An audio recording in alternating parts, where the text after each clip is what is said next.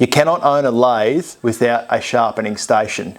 And in this video, I'm going to share with you the 2 sharpening stations that I have and I use on a regular basis. So let's get right into it. So this is my slow speed grinder setup. I'll go into the attachments that I have for sharpening my tools in just a second. But this slow speed grinder is by Vicmarc tools here in Australia. The load spec, so the RPMs on this grinder is 1,475 RPMs, 1,500 watts. And a typical slow speed grinder is around the 1,725 RPMs. The slow speed grinders are perfect for not removing excessive material, and it allows sharpening without excessive overheating of your tools as well. So now we've addressed what a slow speed grinder is, I want to talk about CBN wheels. I like my little pointer stick. It's quite good, isn't it? These wheels are called CBN wheels. They say that the material has a hardness second to diamonds, believe it or not. I had to fact check that one, making it really ideal for sharpening your high speed steel tools like your M42 steels, your M2 steels. They don't produce a lot of heat when you're sharpening, like I mentioned earlier. They reduce the risk of dulling the temper of your tools and the edge because they don't get super hot. So first up, I want to start with the Woodcut Tru-Grind system. It's a very easy, simple system to use, and Dan and Jen at Woodcut Tools there listen to wood turners and they go away and make modifications to suit our needs. You've got the platform here, the sturdy rest. You've got this slide system, but the beauty about this as well, you can fold this down and then there's a little notch in here, a little hole that you use your True Grind jig in. And that just simply goes in there like so. You can begin your grinding setup once you've got it all where you want it. What I mean by that is in the book here, I'll put me a little before I hurt myself. In the book here, it's got recommending grinding angles of professional wood turners. Spindle and detail gouge, 35-degree bevel angle. Down here you've got a skew chisel of 22 degrees each side. Traditional bowl gouge, 35-degree bevel. And what I've done, make a little card for yourself, and these are examples only, don't copy these, but everyone's system's going to be different as how you've set it up. So I've got the bottom bowl gouge loaded in there at the moment. Whenever you've seen jigs before, you might see that people have the tool twisted. They've thought of this and they've made a little bit of extra steel that comes like a little dowel that comes in the package, and you just load that down the flute and it sits nice and snug underneath that jig there, and you tighten it up so that way your tool will be centered exactly within inside the jig housing. You get your little card that you've made. So I need a protrusion of 55 millimeters. I've gone over the side here, made that off an old Vicmarc jig that I have. Jig setting, a JS setting of 8. I come over the side here, loosen this little knob thing up, come over to the side, and I need jig setting of 8. So I just simply adjust it, and the really cool thing about this is, so it works like a little cog system on the back here, and I've got that set to jig setting 8, as you can see just there by the little arrow indication, and it locks in there, so it's not going to move at all during your process. There's no Allen keys to tighten things up, there's no little wheels that you need to undo. It's nice and chunky, so for my hands anyway, I can get a good grip on it. Once I've done that, I've set it to jig setting 8, I've got a protrusion of 50 mil. I come over here, make sure I'm on 50 mil on the base slide, lock it off, helmet on, turn the slow speed grinder on, wait till it gets up to speed, and sharpen away. How to know where to start is, you've probably all seen this before, is grab a little Nico and mark the face of your tool there, a permanent marker. Once you're sort of familiar and you think you're on the money where your jig settings need to be, place it on the stone and just wind it away with you by hand. See the way I've removed that permanent marker there? That means I'm on the money. So once I'm happy and I know that I'm removing the permanent marker or the mark that I've made, record my jig settings down that I need for that specific grind. I'll start the machine up and away you go.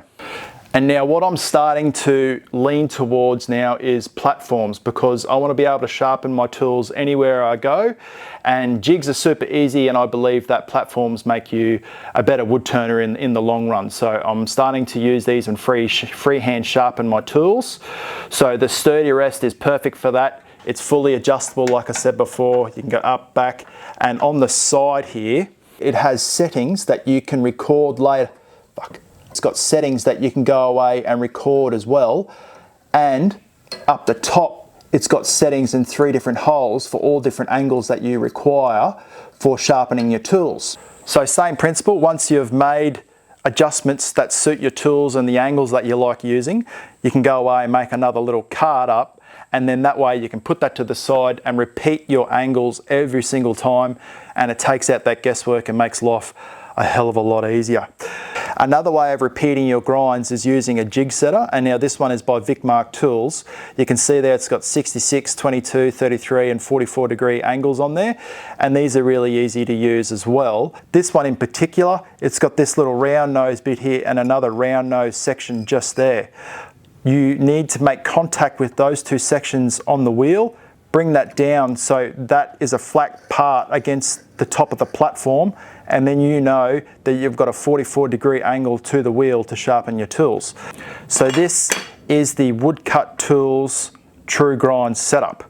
Let's talk about the Tormek. So this is the Tormek bench grinder setup. It allows you to use your slow speed grinder with the Tormek jigs, and this is a Tormek SVD 186. This is the jig that allows you to place, similar to the Woodcut Tru-Grind, you place your tool in through the back there, like so. You've got your protrusions set up, which this is called the TTS 100, which also you slide those holes on there, and then you align your wheel up. I'll talk about that in a sec. But on the back of the card, it's got the protrusions set up, because on this side, it has all the instructions there and the different angles of how to sharpen and different tools that you use for your wood turning. So that's the TTS 100, which I'll go into a bit more detail in a sec. They are all sold separately. You don't just buy the bench grinder and then this all together. You buy them separately, and that's what I had to do here in Australia anyway. This is another thing that I had to buy separately, which is a platform that goes on the jig here, like so, and then you tighten it up on the back here. Just a second. Goodness me, righty-tighty, lefty-loosey, Keza. But then you wind this out and then loosen them off, and that's all adjustable like that. See what I mean? When using the Tormek setup, you can't have one without the other, so you need all 3 pieces to use the SVD 186 or the BGM 100, this guy here, the bar. This is the crucial piece of kit that you need when using it. So for example, we want to sharpen a bowl gouge on a 45 degree angle, so we need to set the bar to hole A. So you put hole A on there, slide it on, and you just move this bar in and out until both those wheels spin around. So that's how you adjust it to suit that angle, and then you get your just throwing things around, very expensive things. Then you get your tool, and I want to sharpen this gouge here. You load it in, you set the protrusion, lock it off, and I always just check, make sure it's right in the center, and then you undo this little lever here on the side, and you want to go number 2, that's the jig, so you go 1, 2, lock it off there, and then load it on, and then start your machine up, and then sharpen your tool like so. So that's why I leave them set up and leave them locked off. And you'll see a lot of wood turners, they won't just have one sharpening system, they'll have multiple for being able to just quickly and efficiently go over and sharpen their tools. At the end of the video, I'll cover talking about different hones as well. So when you are wood turning, you don't necessarily have to come and sharpen it every time. You can just quickly touch the edge up with different styles of hones. So I'll cover that, don't let me forget. This is the Robert Sorby ProEdge, and this is how I have it all set up. It has a 1/2 horsepower induction motor The on-off switch is just there. A nice placard or a little plate there with all the different angles settings just on the front here with what they correspond to, which is on the side. I'll show you that in a minute. I have it anchored down to my bench. It uses belts for sharpening your tools, obviously, and it has also a protrusion guide setting over here, which I have anchored down, and this just stays here permanently. We've had this for about 6 or 7 years, this model, and it hasn't skipped a beat, and it's a great little machine. This is the deluxe version, and what I mean by that, there's 2 versions, a basic and deluxe. I highly suggest, and I'm not just saying this, I'm not sponsored, buy the deluxe version, simply because it comes with a skew chisel jig just here, which just slides on your base mount just there for getting your angles for your skew. It has a fingernail profiling kit just here as well, so that just slides on there. Your gouge goes up through the center like so, and then that way you can get nice angles on all your gouges. Now I've gone out and bought this long fingernail grind jig here. I can't show you the settings because they're part of Glenn Lucas's downloadable sheets for different machines, the Wolverine, the Robert Sorby, as well as the Woodcut True Grind. And the Tormek, he's got all these grind settings that he's made up and done all the hard work for you, but I'm not sponsored by that either. But I've gone out and purchased this separately simply because I wanted to replicate his grinds on this machine. So that's the long fingernail grind jig there. It's like anything, when you purchase something, there's always these other little bits and pieces that you can purchase to make your life easier. And I have that locked off permanently in that setting, and I keep that to the side there. With the plate on the front here, it's fully adjustable. I'll show you how to do that. So for example, this morning we want to start work and we just need to touch up our skew chisel, and we need it on the 15-degree angle hole. So you come over to the side of your machine and you need to adjust it to this hole up here, which represents 15 degrees. So all you simply need to do is unloosen this first nut here, adjust the platform up, tighten that top one, and then tighten the bottom one down the bottom here. Oop, righty tighty, lefty loosey Kez. There we go. So there you go. And then you go and get your skew chisel. So you come to your front of your machine, place your little skew chisel jig in there, lay your tool flat on the rest, and then sharpen away. You might find that some of your tools, and I have found this, that this platform is just a little bit too long, but there is a shorter version of a platform that you can also purchase, because sometimes the ferrule gets in contact with it, or your handle can get in contact with it down here on this bar. Another little awesome little thing that they've thought of is on the side here. You simply slide your little Allen key, which is supplied with the Sorby system. Slide that in there, loosen it off, and then you can adjust your system to suit your needs. You can have it fully vertical. I can't remember the exact degrees that it can lay back at, but that's how it's done there. Tighten it back up. If you need to change your belt, you simply loosen this little locking lever over, slide your belt off, because that locking lever there drops that wheel down, that top wheel from that spring there, drops it down. Grab your other belt. This is a 240 grit belt, ceramic, slide it back on there, and then away you go.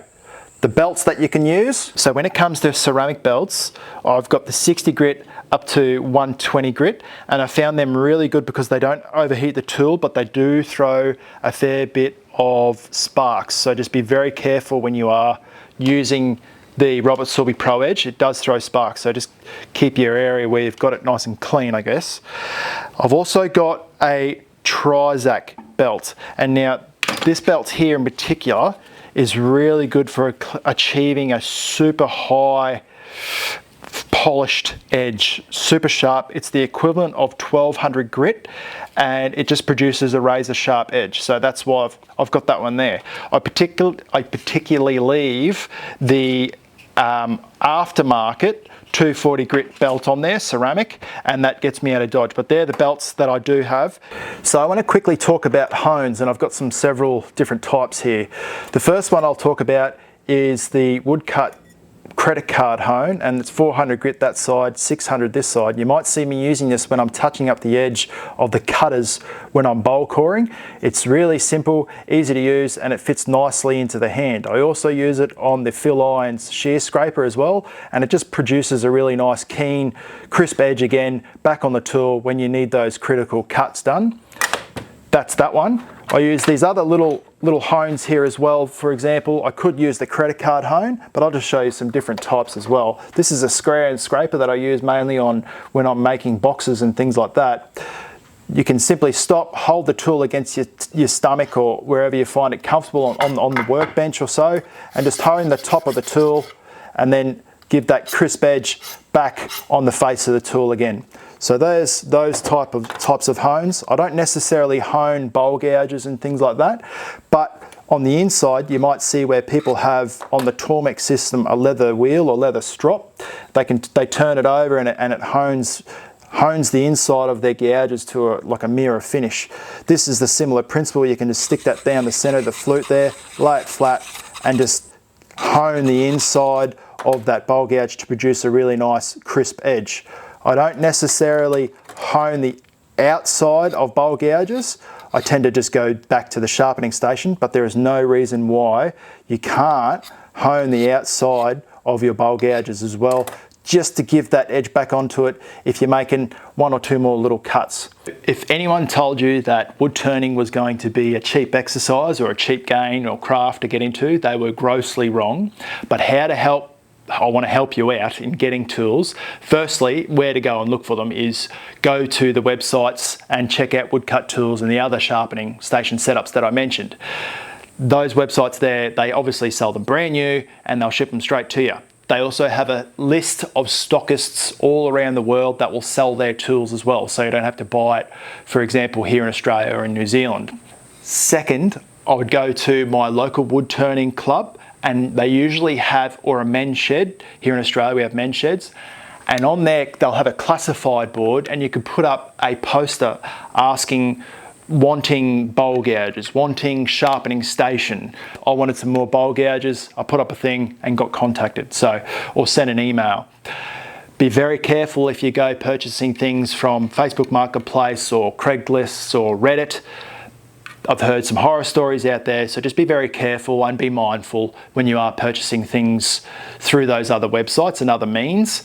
I also want to mention, when it comes to wood turning, I've made a video of 7 tools that I use on a regular basis and the tools that complement those primary tools.